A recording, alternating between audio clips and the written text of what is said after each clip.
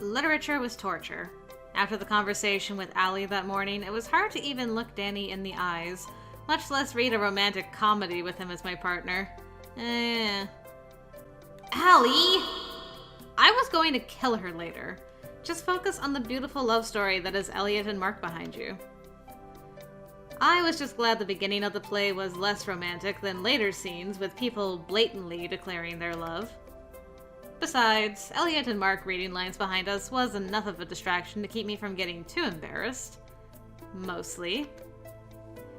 Danny seemed sort of distracted anyway and spent most of the class frowning at his playbook. Finally, I had to say something. Is everything okay? Huh? Oh, yeah. Did you find out what they were talking about in the clubroom this morning? No. I did tell Sean and Derek to leave you alone, though. That's good. I still wish I knew what they were talking about. Maybe it was just because Brenna was there, but I really didn't trust that it wasn't something to do with Danny. How do you know it has anything to do with you? I was thinking it was more to do with you. I'm sure it was nothing you'll have to worry about. I'm already worried about it. I'm worried about everything. Right now, the only thing I'm worried about is why Benedict is such a jerk. Why is he calling Beatrice a parrot? He's not calling her a parrot. They're just trading insults. He's insulting her wit, and she's insulting his, well, everything. Why do I get the feeling they're going to fall in love by the end of the play?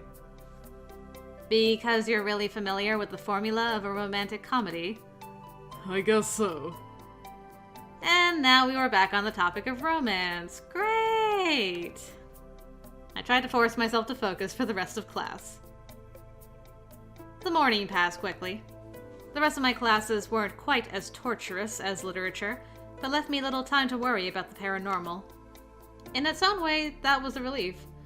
During class anyway, I got to be just a normal person who didn't have to worry about magic overflow, werewolves, or mystical sleepwalking. Or it would have been nice if that was the case anyway. As it was, like I said to Danny, I just worried about everything, whether it was paranormal or mundane. And soon enough, I was heading back up to the clubroom to meet Danny for lunch. When I entered, he was already sitting at the table reading something.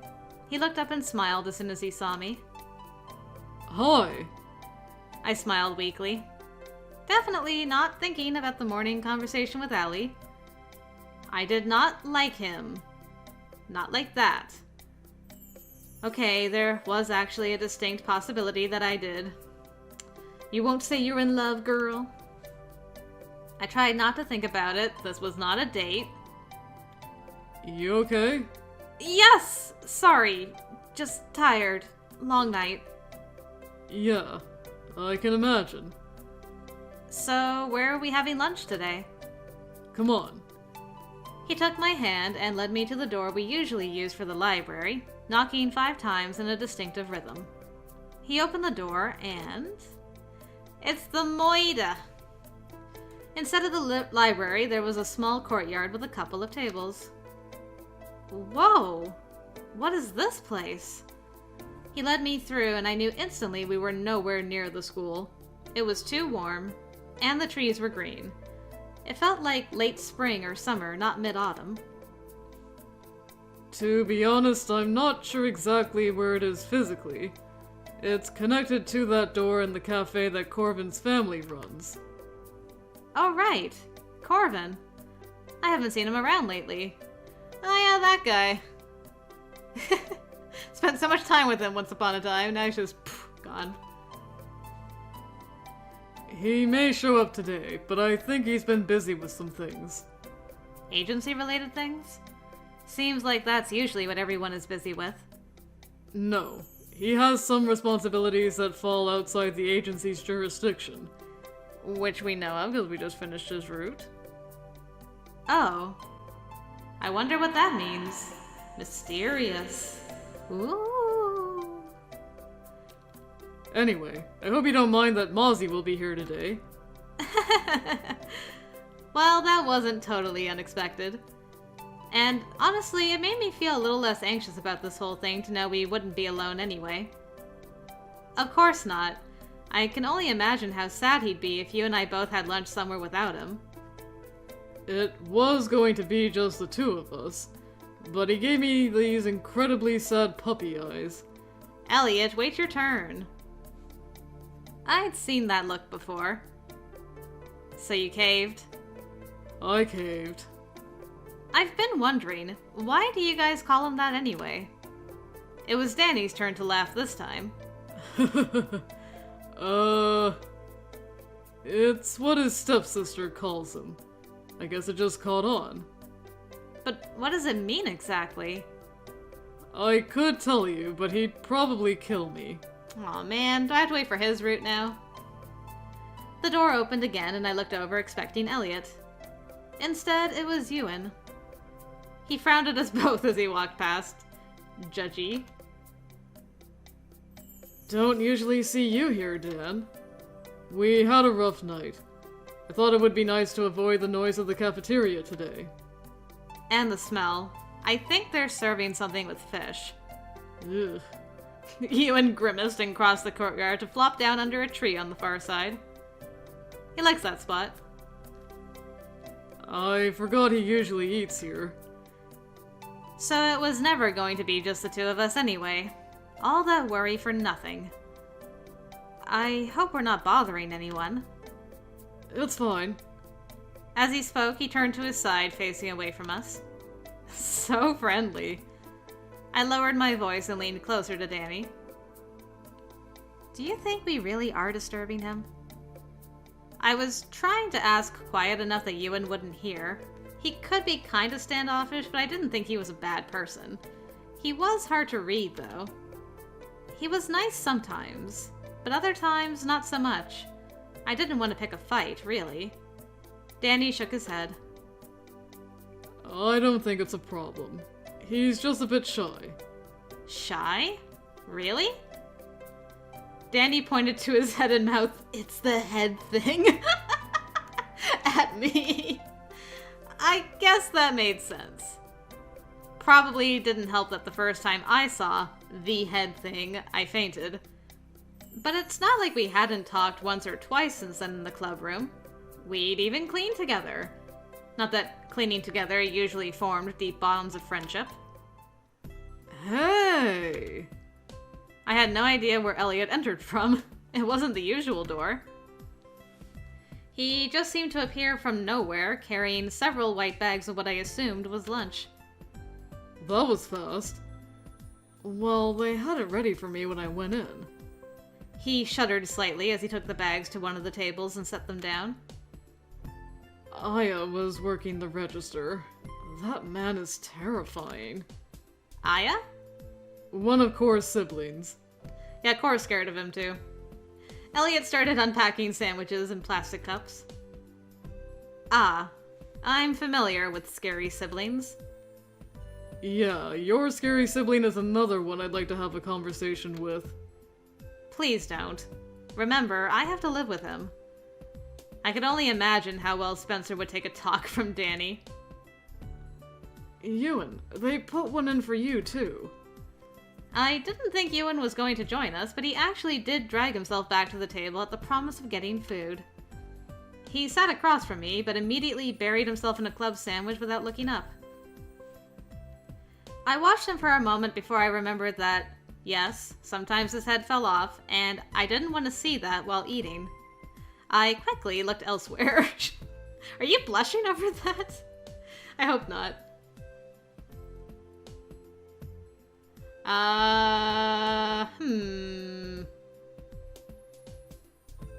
Gonna guess either Core or Allie. My money's on Allie. I see you've acquired a full harem at this point. Should I be jealous? Yeah, that's my girl. I looked over my shoulder to see Allie there and immediately glared at her. I was so going to strangle her later. Yeah, no, it's not a harem. I like that out of everybody, only Elliot looks unamused. Dan and Ewan are just kind of like, whatever. I'm here for my sandwiches. Save it for when they start fanning me. Ha ha. Save the jealousy for when they start fanning me with palm leaves. While shirtless? In loincloths? I am so not wearing a loincloth. Just the name is weird. But you would agree to be shirtless and fan me with a palm leaf. I'm in agreement there. Loincloths are creepy. I see, but shirtless is okay. I suddenly remembered what happened last night and felt heat slowly creeping into my cheeks. Shirtless. The image of Danny crouching in the dark with moonlight playing over his toned back popped into my head. No! I jerked my eyes away from him and forced that image out of my head. Allie was smirking at me in a really irritating way. I shoved her shoulder. Stop being weird. You're the one being weird. Why is your face so red? It's not red. Danny's like, I'm sorry, girl. Oh god, it was definitely red. It kind of Is not. I glared at him. Right, Elliot? His eyebrows went up. definitely not. Next to me, Danny was laughing. I was definitely imagining crawling under something to hide. Allie sat in the free spot next to me and started rifling through the bags for a wrapped sandwich with her name. So, this is where you meant you were having lunch. Yeah, I guess so. Is this where you normally eat? Usually. I don't eat in the cafeteria much. The murder is pretty used to us ordering lunch. At the very least, Ewan and I are regulars. I noticed... Wait. The murder? Allie turned the white bag around so I could see the front. It had the silhouette of a black crow.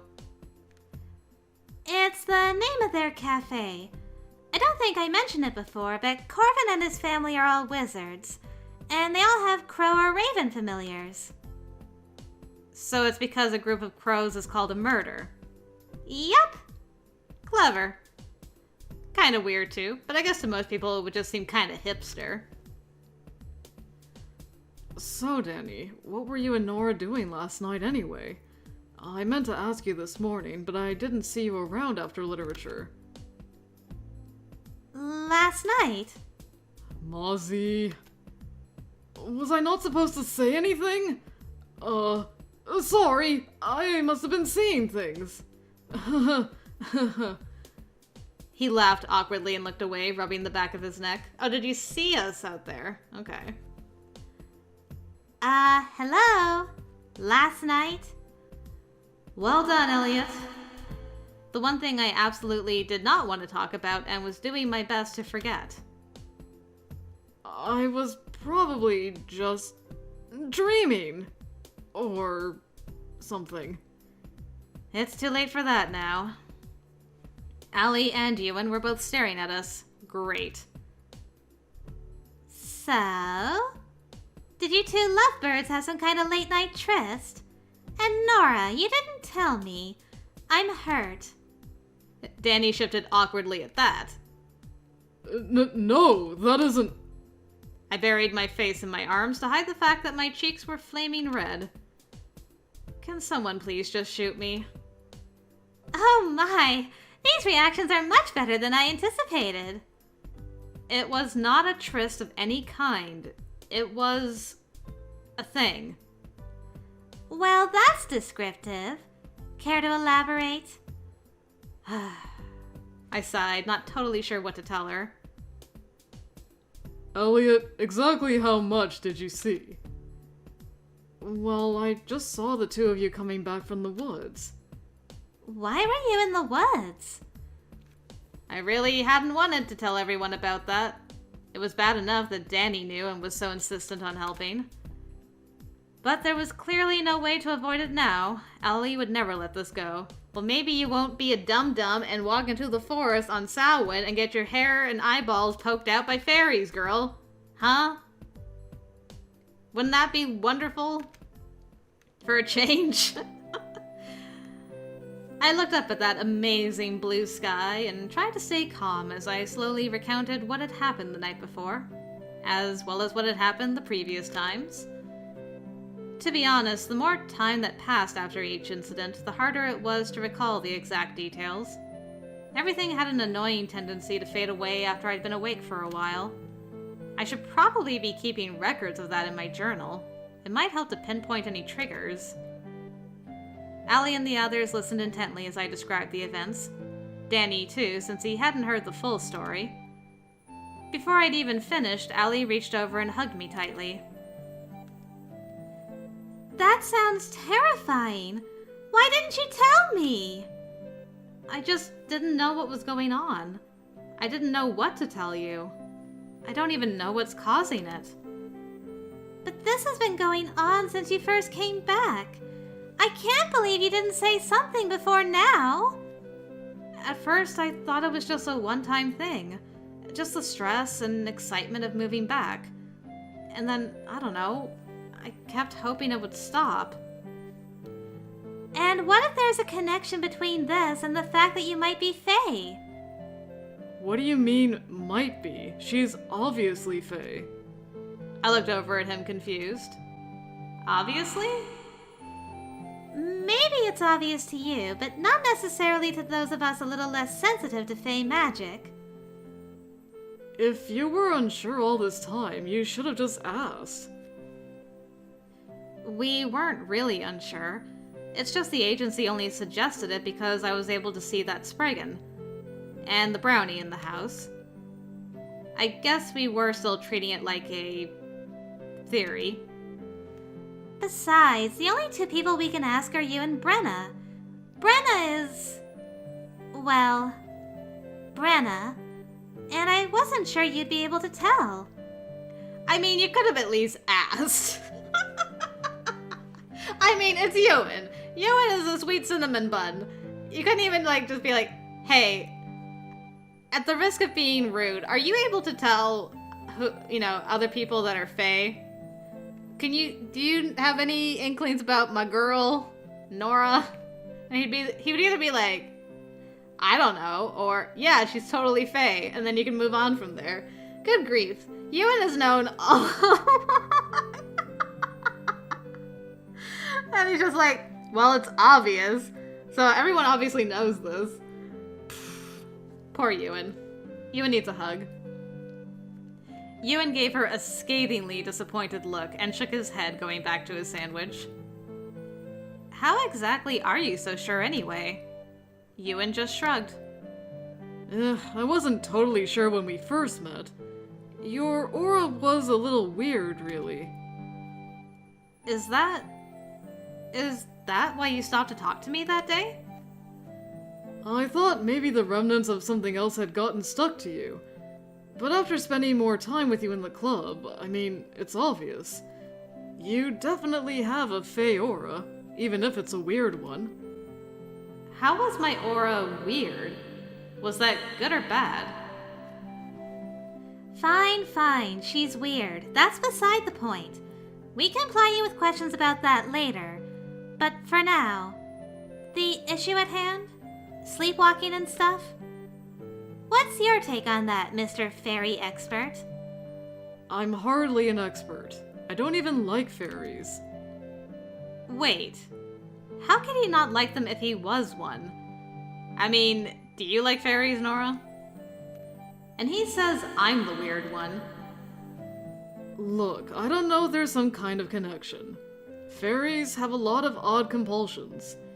Even I developed a few. After my Fae side asserted itself. Compulsions?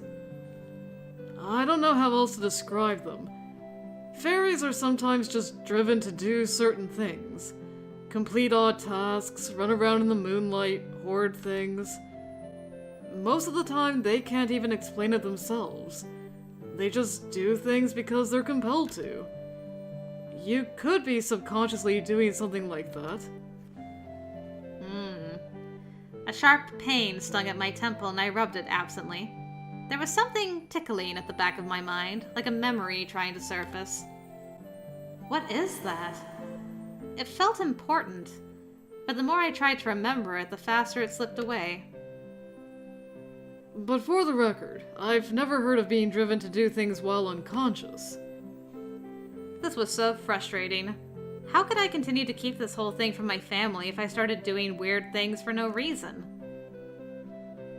So her sleepwalking may be completely unrelated. Maybe. But, like I said, so much of what fairies do is completely unexplainable, even to them. That's not encouraging. I thought you wanted answers, not encouragement. Ugh, he's so rude sometimes. Is he? I didn't take that as being rude. I'm like, answers are great. I'm all about the answers. Give me all the deets so I can do my theory crafting. We can try to hunt down answers, but what we need right now is a solution. It's not safe to run around at night completely unaware of your surroundings. Especially not right now. He actually sounded relieved it had come up. It had come up. I thought I was going to say it had come up again. But then again, he'd wanted me to tell everyone anyway. Since you brought it up, Mozzie, I was hoping you would keep an eye out for her in case she leaves her house again at night. Oh yeah, sure. I don't mind that. I wasn't sure I didn't mind that, though. I mean, I was effectively giving him permission to spy on me in my pajamas. You could just sleep in, like, I don't know, kind of like home clothes that are not pajama clothes if you're that embarrassed, but your pajamas are cute. That was weird. I must have looked pretty dubious. I'll see if I can't find something that will keep you from leaving your room at night, too. That way no one has to keep an eye out for you. Considering I nearly fell in a ravine last night, that's probably a good idea. You what? Danny took the cue and took over explaining that one. Another day, another crazy revelation. Was it always going to be like this? I traced a finger on the stone table as Danny recounted my epic attempt to fall headfirst to my death. So Ewan was certain I was Fae, but apparently I was weird, whatever that meant. Fairies were weird in general, so how could he even tell? At some point the word weird had to start losing its meaning. I watched my finger tracing the little cracks in the table, and my train of thought slowly evaporated. I stared down, not really seeing anything. Oh. The world around me faded, and I wasn't even listening to the others anymore. That memory kept tugging at the edges of my mind. A memory of walking beneath green trees with dapples of sunlight on the ground, the sound of singing voices. Fae. Fairies. Were there fairies there? When was that? Was it when I was little? I'd been searching for something. There was another voice, familiar but different from the rest, and I slowly turned to see. And then... And... A quiet gasp suddenly cut through my thoughts, instantly bringing me back to the present. Oh! She turned in front of them! Oh, that's amazing! Ahem. Well... I realized the table had gone really quiet and looked up to find everyone staring at me. I blinked at them, confused. I totally zoned out there for a minute. Okay, Mr. Fairy Expert, explain this! What? No one said anything. I flicked my gaze rapidly between each person, but no one said a word. What is it? Your hair. Huh? What about my hair? I reached up and pulled a lock of it down where I could see. What? It was white. My hair was white. Why is it white? I jumped to my feet, pulling more of it forward. Doing so, I realized there was a lot more of it than usual. It's longer? What? What? Whoa, calm down. Why is it? That happened last night, too, when I was following you. Just briefly. By the time you woke up, it went back to normal. Huh. So you didn't say anything about that. Interesting. He was speaking very quietly, voice tinged with worry. Why didn't you tell me that? You were already freaked out, and I wasn't sure how to broach the subject. I mean, that is understandable. When he actually started talking to her, he had just saved her from falling headfirst into a ravine. Into a ravine. So, I mean, he could have tried to talk about it this morning? Maybe he was trying to get the gumption up and couldn't do it. But I would say be understanding towards Danny. He's a sweet boy. My mouth twisted slightly as I bit back an angry response. I clenched my teeth, slowly counting to 10. I knew Danny. I knew that if he'd kept quiet, it was because he thought it was the best thing. I couldn't imagine him intentionally doing something he knew would upset me. I wish you had told me last night instead of waiting. Were you ever going to say anything? I just wanted to find the right way to ask about it. If it was something you knew about, I thought I'd wait until you wanted to mention it. And if you didn't realize it had happened, I didn't know how to bring it up without scaring you. It's just glamour, Nora. I assumed you were doing it unconsciously. A lot of people like us use magic unconsciously as their awakening. I glared at him. So that's why this is called fairy glamour. So her hair actually is this, but it's glamorized to look like her human hair. So you know about this too. Did everyone but me know about it? I didn't know about it. Why was he saying all that like he was just telling me my shoe was untied or something? This was my life falling apart, and he was acting like it was totally normal. How could you not say anything, Ewan? About this, or even just confirming that I'm Fae? I've been struggling for days to try to understand what I am, and you were just watching me do it? Laughing, maybe? Is this funny to you? Do I look like I'm laughing? Nora. Everything suddenly felt overwhelming and frightening. I couldn't hide something like this from my family. Not if it was just randomly wearing off. What if I never went back to normal? I backed away from the others. They all looked worried, but this wasn't the first time they'd sprung something on me and just expected me to cope. How was I supposed to cope with this? Nora, please just sit down. We can... No! Stop. Just stop! Feeling tears threatening to spill over, I whirled around and fled the courtyard through the nearest door. I heard them call me back, but kept going. Oh, it's back. I expected to end up in the club room, but instead wound up in an unfamiliar cafe. I smashed into someone who caught me by the shoulders and stared down concerned. Hey, good to see you, Merle. Whoa! Everything okay? I stared into his eyes, confused, before I pulled away from him and ran for the nearest exit. Hey, wait! Oh, we've never been here before. I burst outside and found myself standing on a sidewalk in the shopping district of our town. That's when it hit me that I should probably stop running through strange doors because I really didn't know where I'd end up. Not to mention my hair. I stopped and looked toward the windows, staring at the ghost-like reflection. It was back to normal. I unconsciously reached up to touch it. The reflection rippled oddly, but I tried to tell myself it was just a flaw in the glass. I stared into my own confused eyes for a moment. At least for now, it was just the normal me looking back at me. Same eyes, same auburn hair. Another shiver ran down my spine, and for a second it looked like there was a fuzzy shape behind me.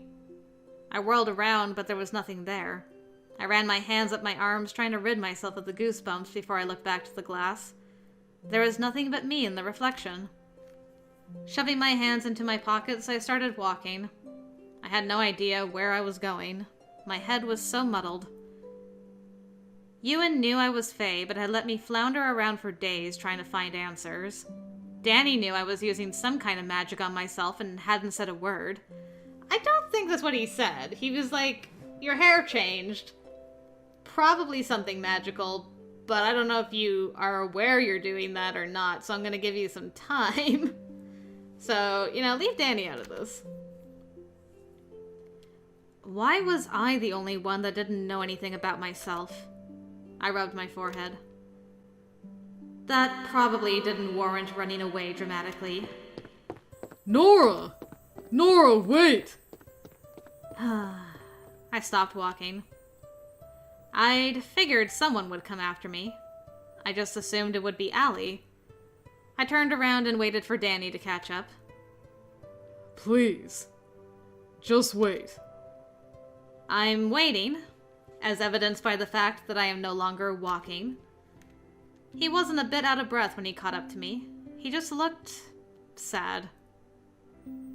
I'm sorry I didn't mention the hair thing to you. I should have at least said something this morning in the car. I wasn't trying to hide it from you, but I wasn't sure how to ask about it. He didn't hesitate or try to sidestep it at all.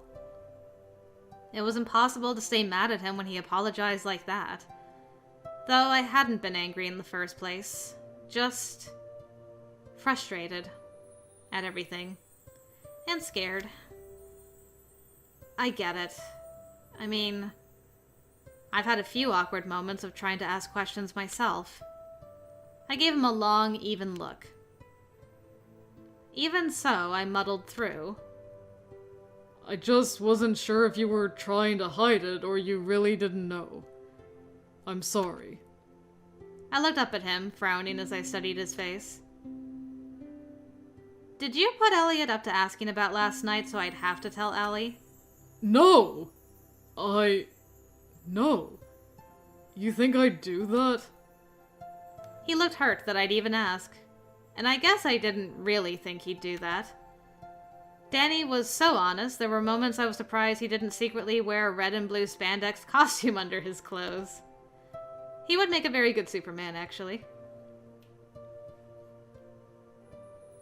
No, I don't think that. I just was sort of taken by surprise. I'm sorry I ran off like that. My head is just a complete mess of thoughts right now. After everything else happening, I wasn't expecting to find out that I apparently don't even look like myself. If I'm using glamour to change my appearance, what do I really even look like? Have I been using it my whole life? If so, I mean, am I really even who I think I am anymore? I don't even know what to make of all this. Things keep piling up, and it's not like I can just go ask my mom if I happen to be related to a fairy, or if she actually just found me in a basket on the doorstep, or if... Whoa, hey. Danny caught a hold of my shoulders and placed his fingers under my chin, forcing me to look at him again. I think you're making quite a few huge leaps there. There are several really reasonable explanations for this. List 5. Danny gently moved my hair behind my ears. At the very least, I can list 1. You've been in the process of awakening since you were a child, and unconsciously started using glamour as a sort of defense mechanism. Unconscious magic is the thing that a lot of new cryptics learn they've been using for a long time. Really? He smiled gently, resting his hand at the base of my neck. When Fey blood awakens, it can cause some physical changes too. So if you started exhibiting Fey traits at some point, you'd never have known due to the glamour. Is that really true? Apparently, Ewan used to have 2 brown eyes. And round ears. Oh yeah. His ears were a bit pointy, weren't they? Trust me, I know what it's like to suddenly deal with everything you know about yourself changing. I know it's scary. I'd never intentionally do anything that would put you in an uncomfortable situation, though. Can you please at least believe that? I flushed and looked away. I felt like a huge idiot. I know that. Good. Ahem. I think Danny and I set a record for how fast two people could move to a safe, totally not touching distance at the sound of Allie's voice. I'm not interrupting, am I? You're not interrupting anything. That smirk, though. I was definitely going to strangle her. Well, I'm glad to see you're okay. Yeah, I think... I was just overwhelmed for a moment there. Sorry I ran off like that. Yeah, I figured Allie was coming after you, but Danny is a werewolf, so he'd be faster than a witch. Sorry if I made you talk about something you didn't want to talk about. I didn't know Elliot would bring it up. I know. And it wasn't really that. It's just... I don't know. Well, why don't we go back to the club room and talk about it there? I can get Velos to write you an excuse out of your afternoon classes, and you can just take some time to decompress. And grill Ewan about the finer points of accidental glamour? Definitely. We may have to tie him to a chair, though. I'm up for it. I'll hold him down. He's bigger than you. I'm certain I'm stronger. Fair enough. It's a deal. Let's go back before we all get in major trouble for sneaking away from school in the middle of the day. I'm sorry I ran off like an idiot. It's a bad habit for sure. It keeps me from hitting people. I hope you weren't planning on hitting me. Nah, probably would have been Ewan. I'd hate to mar your pretty face with a black eye. Danny just laughed as we headed back to the cafe, then into the courtyard where I ended up having to apologize for another dramatic outburst. I was really looking forward to what I hoped was a monumentally uneventful weekend.